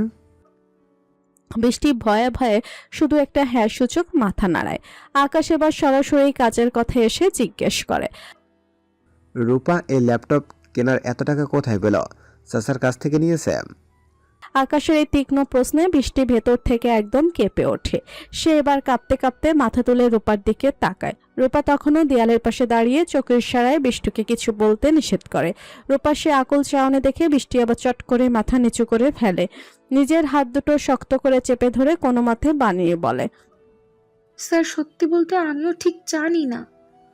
আকাশের চোখ এড়ায় না বৃষ্টির এই ইতস্তত ভাব। সে আবার আরেকটু কড়া সুরে ধমক দিয়ে বলে, বৃষ্টি, আমি কিন্তু আগেই বলেছি মিথ্যা বলবে না, সত্যিটা বলো। বৃষ্টি এবার পুরোপুরি নিশ্চুপ হয়ে যায়। সে মাথা নিচু করে দাঁড়িয়ে থাকে কিন্তু মুখ ফুটে আর কিছু বলে না। ওদিকে বাঁধনের ধৈর্যের বাঁধ তখন পুরোপুরি ভেঙে গেছে। সে আর এক মুহূর্ত অপেক্ষা না করে রূপার একটা হাত শক্ত করে চেপে ধরে। তারপর তাকে টানতে টানতে ঘর থেকে বের করে সিঁড়ি দিয়ে নিচে নিয়ে আসতে থাকে। রূপা ব্যথায় আর ভয়ে অনবরত কান্না করলেও বাঁধনের সেদিকে বিন্দুমাত্র খেয়াল নেই। নিচে হলরুমে নিয়ে এসে বাঁধন রূপার হাতটা এক ঝটকায় ছেড়ে দিয়ে মেঝেতে ধাক্কা মেরে ফেলে দেয়। শক্ত মেঝেতে পড়ে গিয়ে রূপা ব্যথায় কুঁকড়ে ওঠে। বাঁধন তখন রাগে অন্ধ হয়ে হলরুমের মাঝখানে দাঁড়িয়ে হাজির রহমানের উদ্দেশ্যে গলা ফাটিয়ে চিৎকার করতে থাকে। দাদু, দাদু, দাদু! বাঁধনের এমন বজ্রকণ্ঠে চিৎকারে পুরো বাড়ি মুহূর্তে সজাগ হয়ে ওঠে। দোতলা আর নিচতলার ঘরের দরজাগুলো এক এক করে খুলে যায়। হাজির রহমান, আহসান রহমান, আতিক রহমান, রজনী রহমান, শিল্পী রহমান এবং শান্তা সকলেই চরম আতঙ্ক আর বিস্ময় নিয়ে হন্তদন্ত হয়ে নিজেদের ঘর থেকে বেরিয়ে আসে। হলরুমের মাঝখানে রূপাকে ওভাবে মেঝেতে বসে ফুফিয়ে ফুফিয়ে কাঁদতে দেখে রজনী রহমানের কলিজা যেন কেঁপে ওঠে। তিনি আর এক সেকেন্ডও দেরি না করে দৌড়ে গিয়ে রূপার পাশে মেঝেতে বসে পড়েন এবং তাকে জড়িয়ে ধরেন। ওদিকে হাজির রহমান রূপার এই অবস্থা এবং বাঁধনের চোখে মুখে এমন চণ্ডাল রাগ দেখে বেশ চিন্তিত হন। তিনি লাঠিতে ভর দিয়ে এগিয়ে এসে বাঁধনের দিকে তাকিয়ে কড়া গলায় বলেন, কি হয়েছে বাঁধন? এত রাতে বাড়ির মাথায় তুলে এভাবে চিৎকার করে ডাকছিস কেন? বাঁধন নিজের ভেতরের রাগটা কোনো মতে চেপে ধরে দাদুর দিকে তাকিয়ে সোজা আহসান রহমানের দিকে আঙুল তাক করে বলে, দাদু, তুমি আগে তোমার আদরের বড় ছেলেকে জিজ্ঞেস করো সে রূপাকে লাখ টাকার উপরে কোনো অ্যামাউন্ট দিয়েছে কিনা। আহসান রহমান ছেলের কথা শুনে চরম অবাক হয়ে ভুরু কুঁচকে তাকান। তিনি পরিস্থিতি আঁচ করতে না পেরে সাথে সাথে মাথা নেড়ে স্পষ্ট গলায় বলেন, না তো, আমি রূপাকে ইদানিং এত বড় অঙ্কের কোনো টাকা পয়সাই দিইনি। বাবার মুখ থেকে না শব্দটা শোনা মাত্রই বাঁধনের শরীরের ভেতরে রাগ যেন দাও দাও করে আরো দপ করে জ্বলে ওঠে। আহসান রহমান টাকা দেননি, তার মানে একটা সাধারণ কলেজ পড়ুয়া মেয়ে হয়ে হুট করে এতগুলো টাকা সে কোথায় পেল? কোনো অসৎ উপায়ে জোগাড় করেনি তো? এই চিন্তায় বাঁধন আর নিজের উপর নিয়ন্ত্রণ রাখতে পারল না। সে পুরো হলরুম কাঁপিয়ে চিৎকার করে উঠল, তাহলে তোমার এই আদরের নাতনি আর সোনার মেয়েকে জিজ্ঞেস করো সে আমার ভেঙে যাওয়া ল্যাপটপের বদলে ঠিক একই মডেলের নতুন ল্যাপটপ কেনার এতগুলো টাকা কোথায় পেল। সবাই বাঁধনের এই আকস্মিক কথার কোনো আগামাতা বুঝতে পারে না। পুরো হলরুমের সবাই একে অপরের মুখের দিকে তাকাতে থাকে সে আসলে কি নিয়ে কথা হচ্ছে। হাজির রহমানও ভীষণ বিভ্রান্তে ভুরুকুচকে লাঠিটা মেঝেতে একটু ঠুকে বলেন, কি বলছিস এসব হিজিবিজি? ল্যাপটপ ফেরত দিয়েছে মানে? একটু খোলাসা করে বলতো। বাঁধন নিজের ভেতরে চরম ক্ষোভ আর অবিশ্বাস উগরে দিয়ে দাদুর দিকে তাকিয়ে বলে, দাদু, কিছুদিন আগে ওর ওই পোষা খরগোশটা আমার ল্যাপটপটা উপর থেকে ভেঙে ফেলেছিল, আর আজ এই মাঝ রাতে সে ঠিক একই মডেলের ওই ল্যাপটপটা আমাকে নতুন কিনে এনে ফেরত দিল। ওই ল্যাপটপের অফিসিয়াল প্রাইস ছিল 1,60,000 বা 80,000 টাকা, আর ল্যাপটপটা ভেঙেছিল মাত্র 6 দিন আগে। এখন আমার প্রশ্ন হলো, এই মাত্র 6টা দিনের মধ্যে সে কোনো রকম চাকরি বাকরি না করে কোনো ইনকাম ছাড়া অতগুলো টাকা কোথায় পেল যে আমাকে এত দামি ল্যাপটপ কিনে দিল? বাঁধনের কথা শুনে হলরুমে উপস্থিত সবার চোখ যেন কপালে উঠল। 1,60,80,000 টাকার ল্যাপটপ এই 6 দিনের রূপা একা একা কিনে ফেলেছে, এটা যেন কেউ বিশ্বাসই করতে পারছে না। আহসান রহমান দ্রুত এগিয়ে এসে রূপার সামনে দাঁড়ান। তিনি চরম বিস্ময় নিয়ে রূপার দিকে তাকিয়ে বলেন, এসব কি শুনছি রূপা? বাঁধন যা বলছে তা কি সত্যি? তুমি কি সত্যি ওর ল্যাপটপ নতুন কিনে দিয়েছো? রূপা তীব্র ভয়ে কোনো উত্তর দিতে পারে না। সে শুধু রজনী রহমানের বুকে মুখ লুকিয়ে মাথা নিচু করে অনবরত কাঁদতে থাকে। ততক্ষণে আকাশ আর বৃষ্টিও সিঁড়ি দিয়ে নিচে নেমে এসেছে। বৃষ্টি ড্রয়িং রুমের এক কোণায় সিটিয়ে গিয়ে মাথা নিচু করে দাঁড়িয়ে রইল। ভয়ে তার পুরো শরীর যেন বরফ হয়ে আসছে। তার মনে হতে লাগলো মানুষ ঠিকই বলে, বেশি হাসতে নেই, বেশি হাসলেই কপালে চরম দুঃখ নেমে আসে। রূপার এই অবস্থা দেখে তার বুকটা ফেটে যাচ্ছে, কিন্তু বড়দের এই গম্ভীর পরিবেশের মাঝে মুখ ফুটে কিছু বলার সাহস তার বিন্দুমাত্র নেই। ওদিকে আকাশ নিজের হাতে করে সে ল্যাপটপের বাক্সটা নিচে নিয়ে এসেছে। সে আহসান রহমানের সামনে ল্যাপটপটা ধরে বেশ চিন্তিত গলায় বলে, হ্যাঁ চাচা, বাঁধন যা বলেছে সব সত্যি। আমার সামনে রূপা এই ল্যাপটপটা বাঁধনকে দিয়ে আসলো, কিন্তু আমি একটা জিনিস কিছুতেই বুঝতে পারছি না, রূপা এতগুলো টাকা হুট করে কোথায় পেল? আমরা এত জিজ্ঞেস করছি অথচ সে সত্যিটাও বলছে না। আহসান রহমান আকাশের হাত থেকে ল্যাপটপের বাক্সটা নিজের হাতে নিলেন। ল্যাপটপের ব্র্যান্ড আর মডেলের সব খুঁটিনাটি দেখে তিনিও চরম অবাক হয়ে গেলেন। এত দামি একটা ল্যাপটপ রূপা কিভাবে কিনলো তা ভেবে তার মাথাও কাজ করছে না। রজনী রহমান এবার মেয়ের উপর ভীষণ রেগে গেলেন। তিনি রূপাকে নিজের বুক থেকে সরিয়ে তার ডোগাল শক্ত করে ধরে তীব্র শাসনের সুরে বলেন, রূপা, সত্যি করে বল, এই টাকা তুই কোথায় পেয়েছিস? কার কাছ থেকে এনেছিস এত টাকা? রূপা পুরোপুরি নির্বাক। সে ফুফিয়ে কাচ্ছে কিন্তু কোনো কথা বলার সাহস পাচ্ছে না। রূপার এই রহস্যময় নীরবতা দেখে এবার শান্ত স্বভাবের আহসান রহমানও বেশ রেগে গেলেন রূপার উপর। তিনি একটু চড়া আর রাগে সুরে রূপার দিকে তাকিয়ে গম্ভীর কণ্ঠে বলেন, রূপা, তোমাকে কিছু জিজ্ঞাসা করছি, উত্তর দাও। এতগুলো টাকা তুমি কোথায় পেলে? রূপা আরো জোরে ডুকরে কেঁদে ওঠে, কিন্তু তীব্র ভয়ে সে কিছুতেই মুখ ফিটে উত্তর দিতে পারে না। রূপার এই অনর নীরবতা দেখে এবার বাঁধন নিজের ভেতরে রাগ আর কোনোভাবে সামলাতে পারল না। সে ক্ষিপ্ত হয়ে হলরুমে থাকা বড় কাচের সেন্টার টেবিলটাতে সজোরে একটা লাথি বসায়। মারমার করে 1 সেকেন্ডে পুরো টেবিলটা ভেঙে চুরমার হয়ে গুঁড়ো গুঁড়ো কাঁচ চারদিকে ছড়িয়ে পড়ে। কাচের ধারালো টুকরো থেকে নিজেদের বাঁচাতে সবাই এক ঝটকায় যে যার মতো দূরে সরে যান। বাঁধন 2 হাত মুঠো করে পুরো হলরুম কাঁপিয়ে গলা ফাটানো চিৎকার করে বলে, উত্তর দেবে কিভাবে? নিশ্চয়ই ও কোনো খারাপ কিছু করেছে, কোনো নোংরা উপায়ে টাকা জোগাড় করেছে, না হলে এভাবে ভিতর মতো চুপ থাকতো না ও। খারাপ কিছু করেছে কথাটা কানে যেতেই রূপার মনে হলো তপ্ত কোনো শলাকায় সরাসরি তার চরিত্রে এসে বিঁধল। একটা মেয়ের জন্য এর চেয়ে বড় অপমান আর কি হতে পারে। তীব্র অপমানে আর যন্ত্রণায় সে নিজের দোকান হাত দিয়ে চেপে ধরে আর্তনাদ করে চিৎকার করে ওঠে। রূপার এই চরম মানসিক অবস্থা দেখে এক কোনায় দাঁড়িয়ে থাকা বৃষ্টি আর নিজেকে ধরে রাখতে পারল না। সে হু হু করে কেঁদে উঠে এক নাগাড়ে বলে দেয়, আমি আমি দিয়েছি টাকাটা। বৃষ্টির এই আকস্মিক স্বীকারোক্তিতে হলরুমের সবাই চরম অবাক হয়ে তার দিকে তাকায়। রূপাও নিজের কান্না থামিয়ে এক আকাশ বিস্ময় নিয়ে বৃষ্টির চোখের দিকে তাকায়। আকাশ 2 চোখ ছোট করে তীব্রভাবে বুড়কুচকে বৃষ্টির দিকে এগিয়ে এসে বলে, তুমি টাকা দিয়েছো মানে? তুমি না একটু আগে বাঁধনের রুমে দাঁড়িয়ে বললে তুমি কিছু জানো না, আর এখন বলছো তুমি দিয়েছ? What is this? বৃষ্টি মাথাটা একদম নিচু রেখে কাঁপা কাঁপা গলায় বলে, তো তখন মিথ্যে বলেছিলাম স্যার। কথাটা শোনা মাত্র আকাশের মাথায় রপ দপ করে জ্বলে ওঠে। নিজের সামনে দাঁড়িয়ে একটা মেয়ে এভাবে মিথ্যা কথা বলে পার পেয়ে গেছে এটা সে ভাবতেই পারছে না। সে রাগের মাথায় সজোর একটা থাপ্পড় বসাতে যায় বৃষ্টির ফর্সা গালে, কিন্তু ঠিক শেষ মুহূর্তে পাশ থেকে বাঁধন এক ঝটকে এসে আকাশের শক্ত হাতটা মাঝপথেই ভেড়ে ফেলে। আকাশের হাতটা বাতাসে আটকে থাকে, চোখের আগুন কমেনি। সে বৃষ্টির দিকে তাকে প্রচন্ড রাগে সুরে হিসহিসি ওঠে। How dare you? বৃষ্টি, আমার চোখের দিকে তাকিয়ে আমার সামনে দাঁড়িয়ে এভাবে বানিয়ে বানিয়ে মিথ্যা বলার সাহস কি করে হয় তোমার? বৃষ্টি ভয়ে চোখ দুটো বন্ধ করে কাঁদো কাঁদো গলায় শুধু বলে, I am really sorry sir. Ahsan Rahman এবার পরিস্থিতি কিছুটা শান্ত করার জন্য আকাশের সামনে থেকে এগিয়ে আসেন বৃষ্টির দিকে।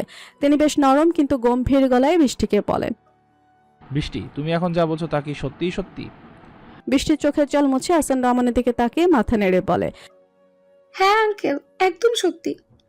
পাশ থেকে আকাশ বাঁধনের হাত থেকে নিজের হাতটা ছুটিয়ে নিয়ে আবারও গর্জে ওঠে, কিভাবে বিশ্বাস করব? একটু আগে ঘরে দাঁড়িয়ে অবলীলায় মিথ্যা বলল, এখন যে আবার নতুন কোনো নাটক বা মিথ্যা বলছো না, তার প্রমাণ কি? বৃষ্টি এবার সরাসরি আহসান রহমানের চোখের দিকে তাকিয়ে নিজের সবটুকু সাহস সঞ্চয় করে বলে, আপনাদের যদি আমার কথা বিশ্বাস না হয় আঙ্কেল, তাহলে আপনি এখন আমার বাবার নাম্বারে একটা কল দিয়ে জিজ্ঞেস করতে পারেন। কারণ কালই আমি বাবার কাছ থেকে একটা দামি ডিজাইনার ড্রেস কেনার কথা বলে টাকা নিয়েছি এবং আজ সকালে সেটা রূপার হাতে দিয়েছি। আহসান রহমান আর কোনো কথা বাড়ান না। তিনি অত্যন্ত গম্ভীর মুখে নিজের ফোনটা বের করে সরাসরি বৃষ্টির বাবা হায়দার শেখের নাম্বারে কল দেন। অপর পাশ থেকে হায়দার শেখ ফোন রিসিভ করতে আহসান রহমান পুরো বিষয়টা নিয়ে কথা বলেন। কিছুক্ষণ কথা বলার পর তিনি নিশ্চিত হন এবং জানতে পারেন যে হ্যাঁ, সত্যি সত্যি বৃষ্টি কাল তার বাবার কাছ থেকে লাখ টাকার উপরে নিয়েছে।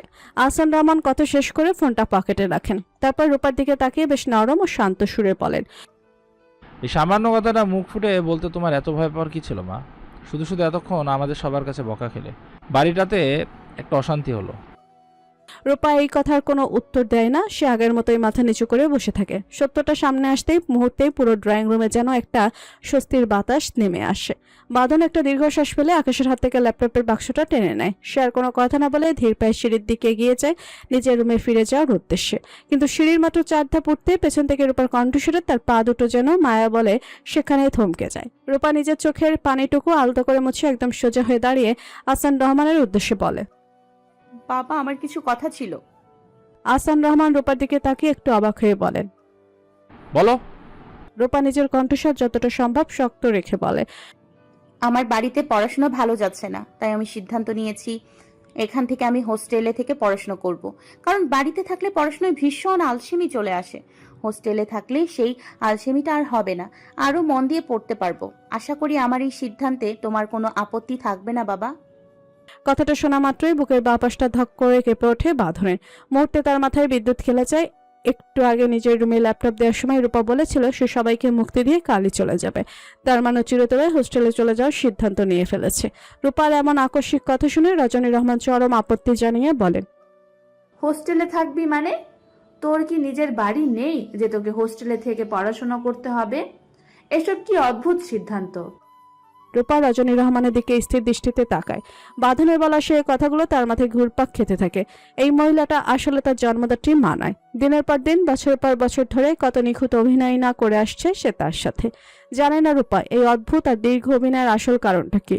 সে একটা গোপন দীর্ঘশ্বাস ফেলে নিজের ভেতরের কষ্টটা আড়াল করে যথাসম্ভব স্বাভাবিক গলায় বলে, হোস্টেলে শুধু তারাই থাকে না যাদের বাড়ি নেই। হোস্টেলে মূলত প্রাইভেসি থেকে দূরে গিয়ে একান্ত মনে পড়াশোনা করতে চাই। আর আমিও এখন একান্তভাবে নিজের ক্যারিয়ার আর পড়াশোনায় মনোযোগ দিতে চাই। রজনী রহমান মুখ খোলেন আবার কিছু একটা বলে বাধা দেওয়ার জন্য, কিন্তু আহসান রহমান হাত তুলে তাকে থামিয়ে দেন। তিনি রূপার চোখের দিকে তাকিয়ে বেশ গভীর সুরে জিজ্ঞেস করেন, তোমার কি সত্যি মনে হয় মা তুমি হোস্টেলে গিয়ে নিজের যত্ন নিয়ে আরো ভালো করে পড়াশোনা করতে পারবে? রূপা দৃঢ়তার সাথে হ্যাঁ সূচক মাথা নাড়ে। আহসান রহমান মেয়ের চোখে সে সিদ্ধান্ত দেখে একটা দীর্ঘশ্বাস ফেলে বলেন, ওকে, তবে তাই হোক। তোমার যদি হোস্টেলে গিয়ে পড়াশোনা আরো ভালো চলে তাহলে এতে আমার কোনো আপত্তি নেই, আমি তোমার পাশে আছি। রজনী রহমান পাশ থেকে অসন্তোষ নিয়ে বলেন। কিন্তু আহসান রহমান এবার রজনী রহমানকে কড়া গলায় থামিয়ে দিয়ে বলেন, ও কোনো খারাপ কাজে যাচ্ছে না, পড়ার জন্যই যাচ্ছে। আর সন্তানের পড়াশোনা ভালো মন্দের মাঝে আমি কোনো বাধা সৃষ্টি করতে চাই না। আহসানের অনুমতি পেয়ে রূপা সবাইকে জানিয়ে দেয় যে সে কাল সকালে চলে যাবে হোস্টেলে। তাই আজ রাতে সে নিজের প্রয়োজনীয় সব জিনিসপত্র গুছিয়ে রাখবে। সব কথা শেষ করে রূপার বৃষ্টি ধীর পায়ে নিজেদের রুমের উদ্দেশ্যে চলে যায়। ড্রয়িং রুমের বাকি সবাইও একা করে যার যার রুমে ফিরে যায়। পুরো বাড়ির আলো ধীরে ধীরে নিভে আসে এবং চারপাশটা আবার আগের মতো নিঝুম ও শান্ত হয়ে যায়। রুমে এসে রূপা সরাসরি বৃষ্টির দিকে তাকিয়ে বলে, তার মানে টাকাগুলো আমাকে আনসার শেখ আঙ্কেল দেয়নি, তুই দিয়েছিস? বৃষ্টি মাথা নিচু করে হ্যাঁ সূচক মাথা নাড়ায় আর বলে, ক্ষমা করে দে বৃষ্টি, আসলে আমি চেয়েছিলাম তুই তোর কথায় রাখ। 1 সপ্তাহের মধ্যে তুই যেন ল্যাপটপটা ফেরত দিতে পারিস। তাই বাবার কাছ থেকে ড্রেস কেনার কথা বলে টাকাটা নিয়ে নাদিরাকে দিয়েছি এবং ওকে সব বুঝিয়ে বলেছি যাতে ও আঙ্কেলের কাছে টাকাটা দিয়ে আসে। আর আঙ্কেল যেন টাকাগুলো তার তরফ থেকে তোকে দেন, তোর যেন কোনো সন্দেহ না হয়। এর জন্য এই প্ল্যানটা করা। প্লিজ বেস্টি, তুই আমাকে ভুল বুঝিস না। আমি জানি তুই নিজের উপার্জনের টাকা দিয়ে এটা ফেরত দিতে চেয়েছিলি, কিন্তু আমিও তো তোর বেস্টি। তোর মনের ভেতরের অবস্থা আমি যদি না বুঝি তাহলে কি অন্য কেউ বুঝবে? বেস্টি হয়ে কি তোকে একটু সাহায্য করার অধিকারও আমার নেই? বৃষ্টির এক নাগারে এতগুলো কথা শুনে রূপা হাসবে নাকি কাঁদবে তা যেন বুঝতেই পারে না। সে আলতো হেসে বৃষ্টিকে শক্ত করে জড়িয়ে ধরে বলে, একটু শ্বাস নে আগে। এভাবে এক নাগাড়ে বললে তো দম আটকে মারাই যাবি। আমি কি কিছু বলেছি তোকে যে এভাবে বলতে হবে? যাই হোক, আমি কিছু মনে করিনি। তবে আমি তোর এই টাকাটা ফেরত দিয়ে দিব। আর এতে তুই যদি না করিস তাহলে আমি কিন্তু ভীষণ রাগ করব। বৃষ্টি রূপাকে আরো শক্ত করে জড়িয়ে ধরে বলে, তোর ইচ্ছে, যদি দিতে চাস দিবি, আর না দিতে চাইলে দিবি না। এটা নিয়ে তোকে ভাবতে হবে না। রূপা একটা স্বস্তির দীর্ঘশ্বাস ফেলে বলে, সত্যি রে, আজকাল তোর মতো একটা বেস্ট ফ্রেন্ড পাওয়া ভাগ্যের ব্যাপার। বেস্টি, কখনো আমাকে ছেড়ে যাস না। সারা জীবন এভাবেই আমার পাশে থাকিস। বৃষ্টি রূপা চুলায় হাত বুলিয়ে দিয়ে বেশ আবেগ জড়ানো সুরে বলে, যতক্ষণ দেহে নিঃশ্বাস আছে ঠিক ততক্ষণ এভাবেই তোর পাশে থাকবো। আর ছেড়ে যাওয়ার কথা তো ভুলেও ভাবি না। বিয়ের পর তোর শ্বশুর বাড়ি গিয়েও তোর সাথে উঠবো, প্রয়োজন হলে তোর দেবরকে বিয়ে করে নেবো, তবুও তোকে ছাড়বো না, বুঝেছিস? রূপা এবার হেসেই ফেলে এবং গভীর ভালোবাসে বলে, আই লাভ ইউ বৃষ্টি। বৃষ্টি রূপার কপালে চুমু খেয়ে চট করে বলে ওঠে, I love you so much bestie. 11/5/2026 বৃহস্পতিবার সকাল 8টা। রূপা নিজের প্রয়োজনীয় সবকিছু গুছিয়ে নিয়ে বাড়ির সবার সাথে কথা বলে ক্যান্ডিকে নিজের কোলের কাছে জড়িয়ে ধরে বাড়ি থেকে পা বাড়ায়। তার সাথে বের হয় বৃষ্টিও। সেও তার বাবা না আসা পর্যন্ত রূপার সাথে হোস্টেলেই থাকবে। বেস্ট ফ্রেন্ড তো এই কঠিন সময়ে বেস্ট ফ্রেন্ডের সাথেই থাকবে, এটাই স্বাভাবিক। তাই বৃষ্টির হোস্টেলে যাওয়ার সিদ্ধান্ত নিয়ে বাড়ির আর কেউ কোনো আপত্তি তোলে না। রূপার পরনে আজ একটা মিলমিশে কালো রঙের জর্জেট 3 পিস। খুব সকালে গোসল করে নেওয়ায় তার ভেতরের চুলগুলো পিঠের উপর খোলাই রাখা, যা কালো পোশাকের ওপর এক অদ্ভুত বিষণ্ণতা তৈরি করছে। বৃষ্টি আর রূপা দুজনে ধীর পায়ে বাড়ির বাইরে এসে দেখে বাড়ির সবাই গাড়ির কাছে দাঁড়িয়ে আছে। আকাশ গম্ভীর মুখে ড্রাইভিং সিটে বসে স্টিয়ারিং ধরে আছে। সে দুজনকে হোস্টেলে দিয়ে আসবে। বৃষ্টি সবার কাছ থেকে বিদায় নিয়ে পেছনের সিটে উঠতে গেলে আকাশ আচমকা স্টিয়ারিংটা শক্ত করে চেপে ধরে বেশ কড়া গলায় বলে ওঠে, আমি কারো গাড়ির ড্রাইভার না, সামনে বসতে পারলে বসো, না হলে গাড়িতে ওঠার দরকার নেই। আকাশের এই আকস্মিক রুক্ষ কথা শুনে বৃষ্টি থমকে যায়। সে আর গাড়িতে পা না বাড়িয়ে অপরাধীর মতো সোজা হয়ে দাঁড়িয়ে থাকে। পরিস্থিতি সামলাতে শিল্পী রহমান দ্রুত এগিয়ে এসে বৃষ্টিকে সান্ত্বনার সুরে বলেন, তুমি সামনে বসো মা। বৃষ্টি শিল্পী রহমানের কথা শুনে বৃষ্টির বুকের ভেতরটা হুট করে ধক করে উঠলেও সে নিজেকে সামলে নেয়। আলতো করে হ্যাঁ সূচক মাথা নাড়িয়ে সে ধীর হাতে সামনের ডোরটা খোলে। বেশ জড়সড় হয়ে আকাশের পাশের সিটে বসে পড়ে। রূপা সবার সাথে শেষবারের মতো কথা বলে গাড়ির পেছনে দরজার সামনে আসতেই হুট করে তার চোখ চলে যায় দোতলার ব্যালকনির দিকে। মুহূর্তে তার বুকের ভেতরটা তীব্রভাবে ধুকবুক করে ওঠে। বাঁধনের রুমের ব্যালকনিতে দুহাত পকেটে গুজে পাথরের মূর্তির মতো স্থির হয়ে দাঁড়িয়ে আছে বাঁধন। পরনে তার কাল রাতের সাদা টি শার্ট আর কালো ট্রাউজার, চুলগুলো কিছুটা এলোমেলো হয়ে কপালে লেপ্টে আছে। বাঁধনের তীক্ষ্ণ আর অশান্ত চাউনি নিচে দাঁড়িয়ে থাকা রূপার উপর এসে থমকে গেছে। রূপার এক সেকেন্ডও সেই চাউনি সহ্য করতে পারে না। সে চট করে চোখ নামিয়ে নেয়, চুপচাপ গাড়ির দরজা খুলে পেছনের সিটে উঠে বসে। গেটের দারোয়ান তাড়াতাড়ি এসে লাগেজগুলো গাড়ির পেছনের ডিকিতে তুলে দেয়। আকাশ কোনো কথা না বাড়িয়ে গাড়ি স্টার্ট করে। গাড়িটা বাড়ির মেইন মেটাল গেট দিয়ে ধীর গতিতে বের হয়ে যায়। দোতলার ব্যালকনিতে দাঁড়িয়ে থাকা বাঁধনের দৃষ্টি কিন্তু সরেনি। সে এক দৃষ্টিতে গাড়ির পেছনের কাজটার দিকেই তাকিয়ে থাকে, গাড়িটা তার চোখের সীমানা থেকে পুরোপুরি মিলিয়ে যাওয়া পর্যন্ত। দেখতে দেখতে গাড়িটা মূল রাস্তায় উঠে চোখের পলকে দ্রুত দূরে চলে যায়। গাড়িটা দৃষ্টির আড়াল হতে বাঁধনের বুকের ভেতরটা এক অদ্ভুত শূন্যতায় কেঁপে ওঠে। বাম পাশটায় কেমন যেন একটা হালকা তীব্র ব্যথার মোচড় অনুভব করে সে। বাঁধন একটা গভীর দীর্ঘশ্বাস ফেলে। শূন্য হয়ে যাওয়া রাস্তার দিকে তাকিয়ে ওভাবেই চুপচাপ দাঁড়িয়ে থাকে। কেটে যায় পুরো 5টা দিন। 16/5/2026 মঙ্গলবার। বাঁধনের চেনা জীবনটা সেদিনের পর থেকে যেন পুরোপুরি ওলটপালট হয়ে গেছে। এক অদ্ভুত দম বন্ধ করার শূন্যতা তাকে চারপাশ থেকে গ্রাস করে ধরেছে। এই দীর্ঘ 5টা দিনে রূপাকে একটা নজর দেখেনি সে। বুকের ভেতরটা প্রতিটা মুহূর্তে পাগলের মতো ছটফট করছে মেয়েটাকে শুধু একটিবার চোখের সামনে দেখার জন্য, তার একটুখানি কণ্ঠস্বর শোনার জন্য। সে কোনো অফিসিয়াল কাজে মন বসাতে পারছে না। চারপাশে সবকিছু ভীষণ বিরক্তিকর লাগে। সে কিছুতেই নিজের মনকে বুঝিয়ে উঠতে পারছে না এরকম অদ্ভুত অনুভূতির আসল মানে কি। কেন ওই সাধারণ মেয়েটা তাকে এতটা তীব্রভাবে নিজের দিকে টানছে। অন্যদিকে রূপার আসল পরিচয়টাই বের করতে পারছে না সে। কোনো একটা ক্লু খুঁজে পাচ্ছে না যা দিয়ে আসল সত্যটা উদ্ঘাটন করবে। রজনী রহমানের মুখোশ টেনে ছিঁড়ে তার উপর অ্যাটাক নেবে। তবে সব মিলিয়ে বাঁধন মানসিকভাবে একদম বিপর্যস্ত, পাগল প্রায় অবস্থা। রাত 9টার দিকে বাঁধন বাইকটা নিয়ে জনশূন্য রাতের রাস্তায় একাকী দাঁড়িয়ে থাকে। মন মেজাজ একটুও ভালো লাগছিল না বলে সে আজ ডিউটিতে পর্যন্ত যায়নি। ভেতরে কেমন যেন একটা তীব্র ছটফটানি কাজ করছে। মনে হচ্ছে এখনই বাইক ছুটিয়ে রূপার কাছে চলে যেতে। রাস্তার ধারে বাইকটার সাথে হেলান দিয়ে দুহাত বুকের উপর শক্ত করে ভাঁজ করে রাতের অন্ধকার আকাশের দিকে তাকিয়ে থাকে বাঁধন। শরীরে জড়িয়ে রাখা সাদা শার্ট আর কালো প্যান্ট। রাতে ঠান্ডা বাতাসে তার কপালে এসে পড়া চুলগুলো কিছুটা এলোমেলোভাবে উঠছে। হুট করে পকেটে থাকা ফোনটা তীব্র শব্দে বেজে ওঠে। সে চট করে পকেট থেকে ফোনটা বের করে স্ক্রিনে তাকায়। অখিলের নাম্বার থেকে কল এসেছে। বাঁধন কোনো দেরি না করে দ্রুত কলটা রিসিভ করতেই ওপাশ থেকে অখিলের হাঁপাতে হাঁপাতে বলা রক্তাক্ত কণ্ঠস্বর ভেসে আসছে।